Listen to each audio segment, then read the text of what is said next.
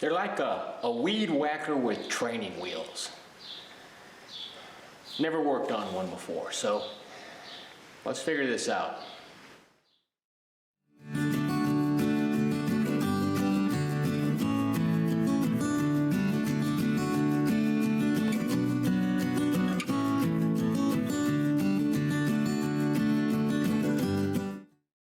Up at our northern location, we've got some acreage up here. We're not farm. I'm not a farmer. My wife comes from farmers. My family's farmers. I'm not a farmer. We leased the land out for forever. We leased it to a guy that technically owned the place. Well, not technically. Many years ago, he owned the place, and he was a wheat farmer. So just go ahead and continue farming wheat. Did that for a long time. Then we were approached by some folks that wanted to do, they wanted to grow industrial hemp for CBD oil. Okay, so that was about 7 years ago. Didn't make it. There's a ton of equipment just sitting over there. I got 11 greenhouses. I got a lot of broken gear over there.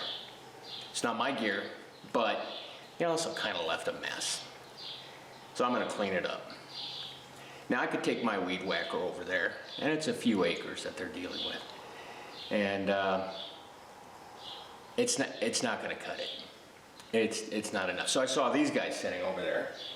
These steroid-based wheeled weed whackers.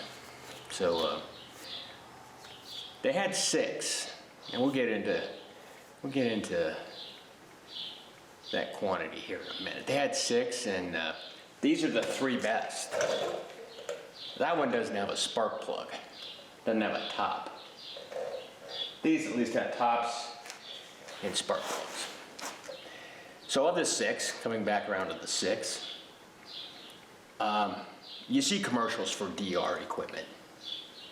Believe me, not a sponsor. I used to own a business. My wife and I owned a campground. And I bought one of those big leaf vacs. And 3 years. Well, actually, after the 2nd year, I was changing parts on it. Now, they might work great back east where everything's green and fluffy and soft. But out here, things have a little bit more grit to them. And yeah, I had to work on those. So saying that DR, what is this, DR professional power done right? Yeah, I'm gonna take exception to that. They had these units over there for no more than 2 years. And after 2 years, 2 of the 6 still have spark plugs in them. What that means, I haven't got a clue. But all I know is if you don't have a spark plug in it, it's not running. And the other 3 are missing the whole top ends. So the pull cord, that whole top is gone, along with a lot of other parts on it. So what I'm going to try to do is I'm going to try to get one, using 3, try to get one of these up and running so I can just go over there and help clean up. I had the tractor over there today. It's got a 7-foot mower deck on it. Bigger is better when you're mowing large areas. And I did everything I could with that. The next thing I do, I've got the John Deere 4-foot deck over here. I'll take it, but there's stuff that I'm gonna have to put the big boots on and get into it. It's just too many gullies, too many holes, I'm gonna get my blood pressure up thinking about what it looks like over there. Anyway, I gotta fix it. So I'm gonna try to get one of these going. That's the plan. So the first part is just getting an engine up and running. Once I get the engine up and running, we'll go from there. Let's have some fun. Let's figure this out. Okay, this unit here appears to be the most complete. So I'm going to take it out, wash it, and I'll be right back.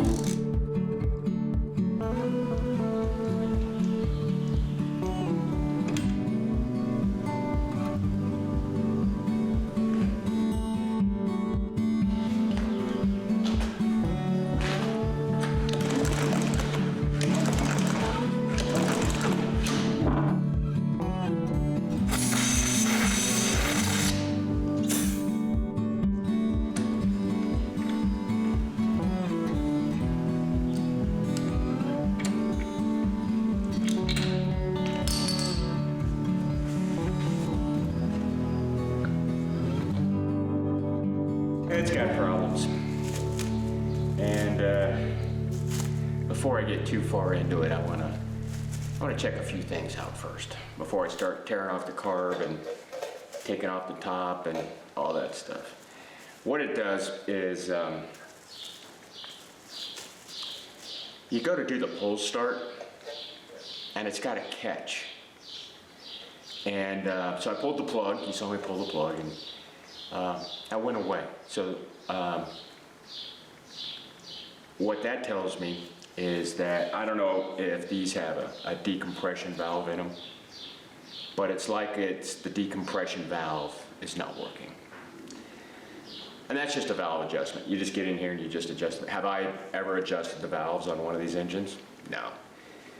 I'll get to it in a minute. But a little word about not seeing the forest for the trees. Trying to ID this unit. So I started at DR, and there's different levels.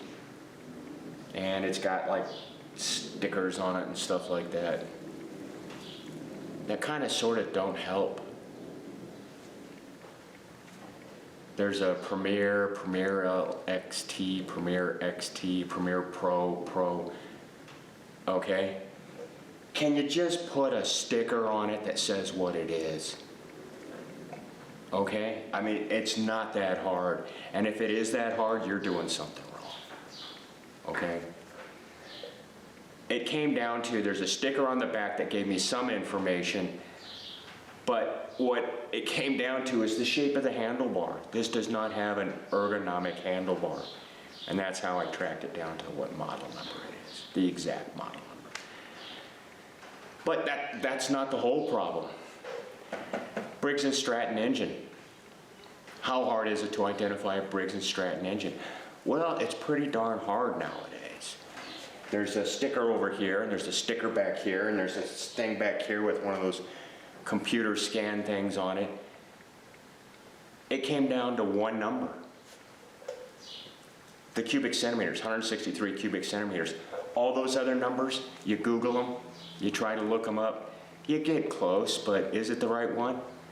I don't know. Again, put a sticker on it and say what it is. Don't get overly complicated. Yeah, and I know this is a global world and you sell this stuff all over the planet. At my level, in my shop, trying to fix this, I don't care. Make it simple. Rant for the day, done. Banana nut muffin, haven't had one in forever. It's gonna solve all my problems. And if it doesn't, well, then I'll adjust the valves. And if that doesn't solve my problems, I got another one sitting right there. I'll wheel it over and we'll start working on it. So when I'm done with my muffin and most of my coffee, I'll adjust some valves.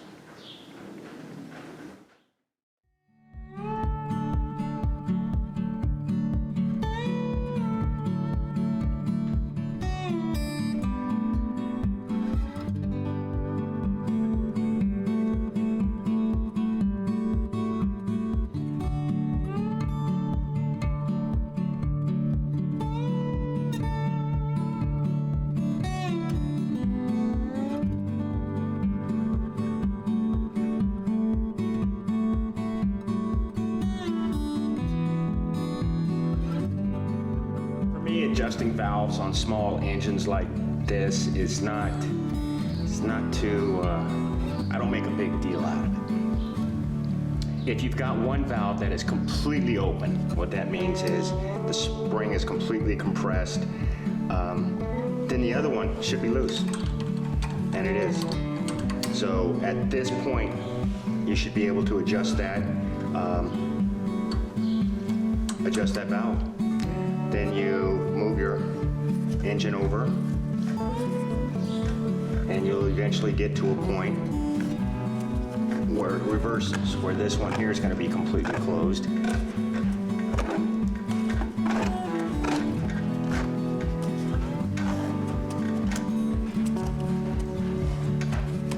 there it goes, it's starting to close. You just get it to the point where it's all the way down, and you can adjust this guy. That's how I adjust valves.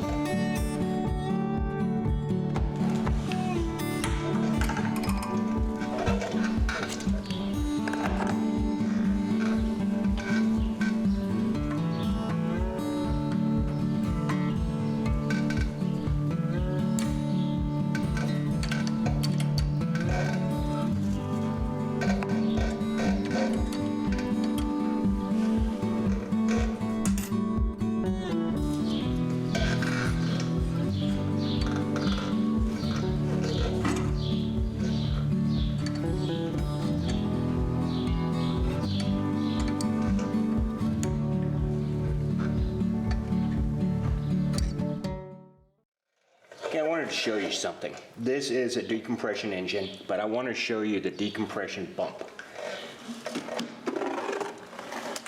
See that little bump right there? I'll bring it around again so you can see it. Here's the exhaust valve opening. That's its normal opening. And there goes the intake. You see a little bump. See that little bump right there? Where it just goes up and down? That's the decompression bump that helps you get it started. Once it's up and running, basically that bump goes away.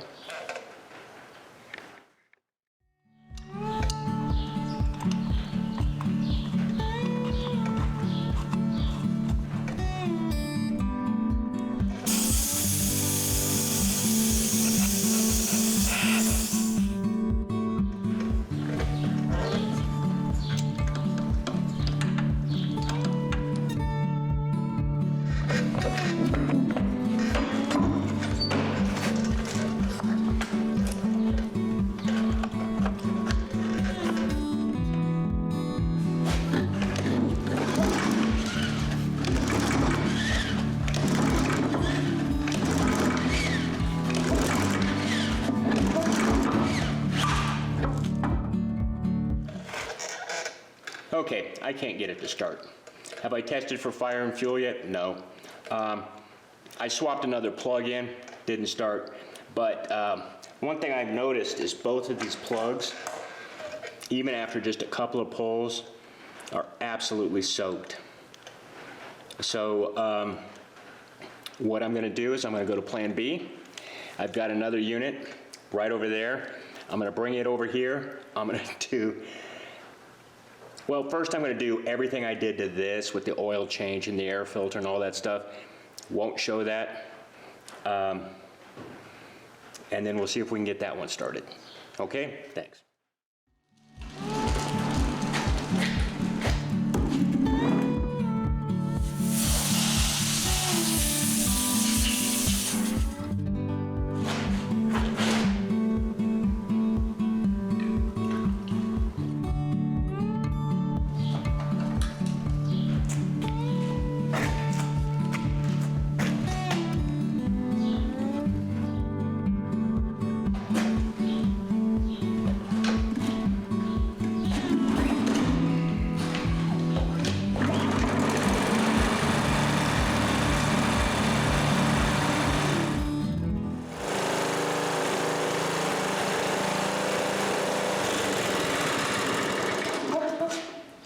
Okay, this one fired up and ran. Now if you noticed when I first pulled that pull string, how it caught right there, that tells you need to adjust your valves. On the first unit that we tried to get running, it had that really, really bad, but then after I adjusted the valves, that went away. Still didn't run, but that went away. So a couple of things I want to do. It's not running right.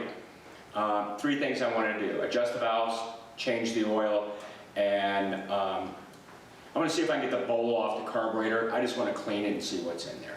Okay? So let's get to work on those.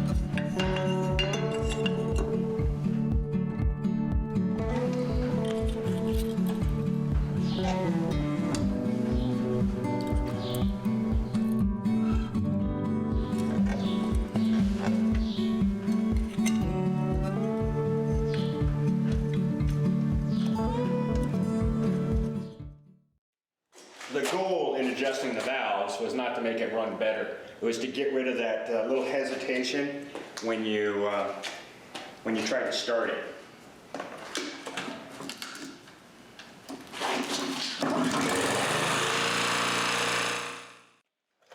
Okay, so it's up, it's running. Adjusted the valve, actually runs better, and it starts a lot easier, but it's got a rattle. And I'm concerned it's the rod. There was a lot of gray in the oil. To me, that's like bearing material, the cladding on the bearing material. So I'm going to do the right thing. I learned this from Vice Grip Garage. I'm going to ignore it, and I'm just going to run it till it dies. I'll keep the oil in it, but it's the right thing to do.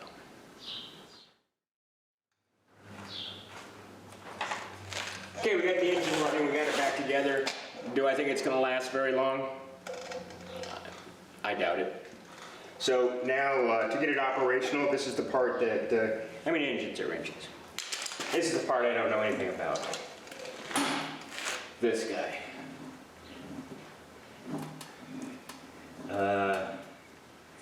So, it's lunchtime. I'm gonna grab me some fajitas. Wife made some fajitas. and some tortillas and have myself some lunch, watch some videos, and we'll figure this. Lunch was amazing. My wife is such a good cook. Thing is, she's not even here. She cooked this stuff, it's fajitas, just, you know, it's fajitas. And put it in Ziplocs, froze it for when she wouldn't be here, and I just go in and I just nuke it and put it in tortilla, and man, it was just so good. Anyway, I came back out here and been puttering around. I now have 2 units running. The very first unit that we tried to get run, that guy over there, there's something wrong with it. I don't know what it is, but it's got issues. This unit here that you can't see, but right here, it was missing the whole top end, all the plastic and stuff. Well, I took it off of that, put it on this, and it fired up. So I went through, cleaned the air filter. Did I clean the air filter? Let's assume I cleaned the air filter. Yeah, I cleaned the air filter. I changed the oil. I adjusted the valves. This thing fires right up. So I've got 2 units that work. This one, excuse me, that one smokes, this one rattles. Okay, so I've got that engine if I need it, and I got 3 more engines over there. So anyway, I wanted to get one working. Looks like I might get 2. Anyway, I went to YouTube University, and I think I figured out how to string these. You're supposed to use like some special DR power equipment. Well, I got this, and it's not from DR. As a matter of fact, I just went over to the shed over there where they were keeping all these, and this was on the shelf, and it sort of looks like what you used on that one over there, so let's give it a try. This is it. This is the business end of the unit. Now, I'm not going to tear it all apart. I'm just going to clean up down here. I'm going to cut this stuff here out, get it cleaned up, and then I'll bring you back for when I'm stringing it. And according to YouTube University, this is done incorrectly. So let's get at it.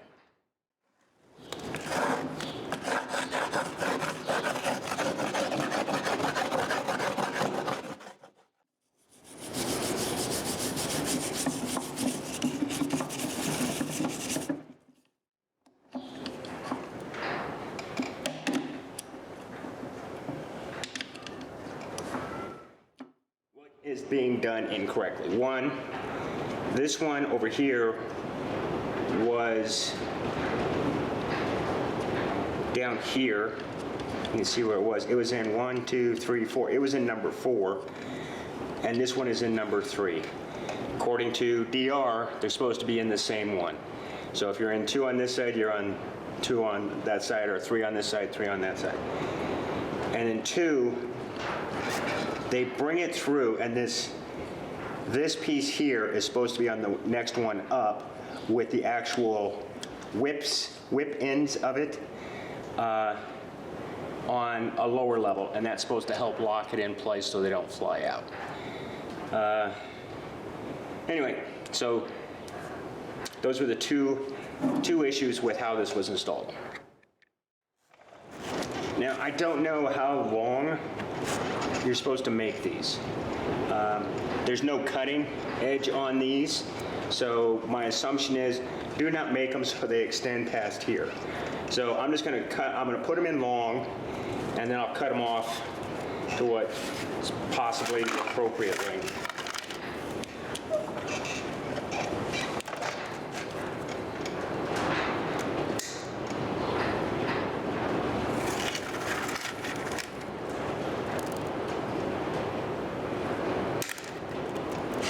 And if they're not the right length, we'll do it again. Okay, so we're going to go for number 3.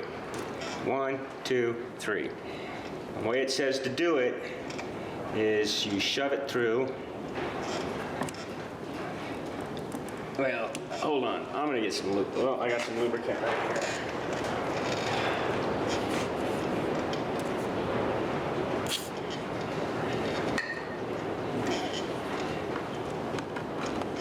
to go through.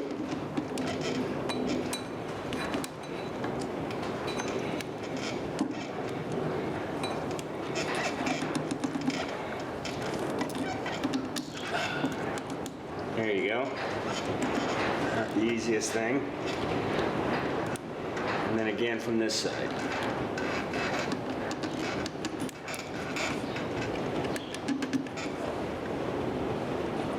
And just smacked into that one.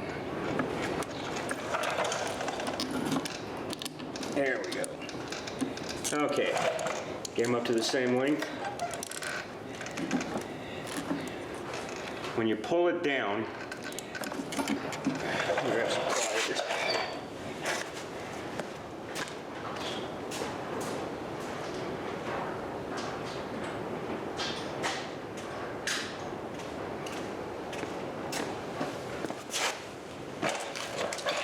When you pull it down, well, let me get them a little closer so it'll be easier to understand.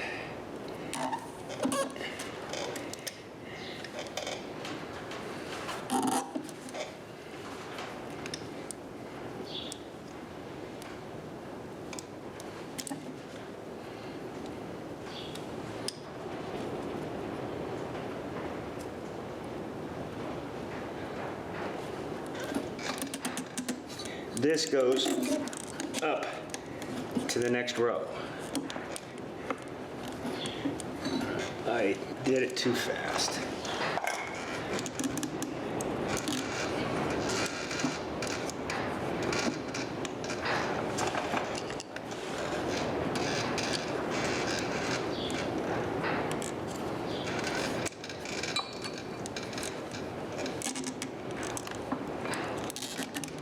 Well, now I know why they did it that other way, because it's a pain in the ass to do it that way. So I'm just going to go ahead and do it the way they did it. And if it doesn't work out, I should have known better. Okay, I did these too long, so what I'm going to do is I'm just going to cut them short.